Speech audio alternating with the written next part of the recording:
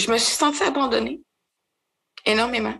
Quand j'ai eu 17 ans, j'ai eu l'impression que quand qu'ils m'ont laissé, dans le fond, ils m'ont redonné à ma mère, tu sais, comme s'ils se débarrassaient d'un paquet de trous. T'es retourné justement, t'avais 17 et demi, 18, c'est ça, tout près de la majorité. Ouais. Puis avec aucun suivi externe. Non, puis ma mère était pas prête, là. Ma mère avait pas d'argent pour payer ma scolarité. Fait que j'ai lâché l'école assez jeune, puis c'est passé un autre événement qui a fait en sorte que j'ai lâché l'école. Mais ma mère avait pas les moyens de m'envoyer aussi à l'école. Elle avait déjà de la misère à envoyer ma soeur à l'école. Fait que non, à 17 ans, j'ai rencontré le père de mes enfants, c'est en allant en appartement. Puis c'est là que j'ai appris à gérer de l'argent. Parce qu'on m'a pas préparé à la vie adulte, on m'a pas dit qu'il faudrait que je gère de l'argent, qu'il faudrait que je fasse une demande d'aide sociale, ou que je me trouve une job, que ça, c'était des choses qui étaient importantes. Et justement, comment ça a été sur le marché du travail? Tu étais capable de trouver un emploi rapidement? Non. Avec mon peu de scolarité que j'ai, ça a été horrible. Il n'y a pas grand monde qui veulent m'engager non plus. Fait que dans le fond, tu t'es mis sur le bien-être social, puis... Oui, pour pouvoir vivre. Mhm. Puis là, ça serait quoi ton rêve, ton projet? Qu'est-ce que tu aurais le goût de faire? Moi, c'était de la cuisine. Moi, je voulais m'en aller en cuisine. D'ailleurs, je vais sûrement m'en aller. J'ai voulu faire la mécanique lourde, mais finalement, je me suis rendu compte que c'était pas pour moi.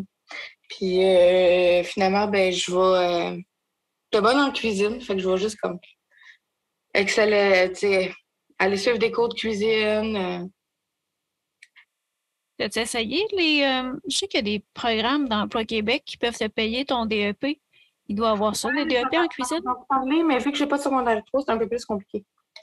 Mais en fait, ce qui existe aussi, c'est le collectif des programmes d'insertion socio-professionnelle. Puis, il y a plusieurs programmes qui existent en cuisine. Donc, c'est des programmes d'insertion socio-professionnelle, souvent d'une trentaine d'heures par semaine. Tu es payé pour suivre ça. C'est au sein d'un organisme communautaire. Jusqu'à Montréal, j'ai une coupe de noms en tête, là.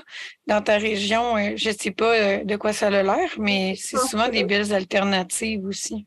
Je pense fort bien d'aller finir mes études, d'aller suivre mon DEP.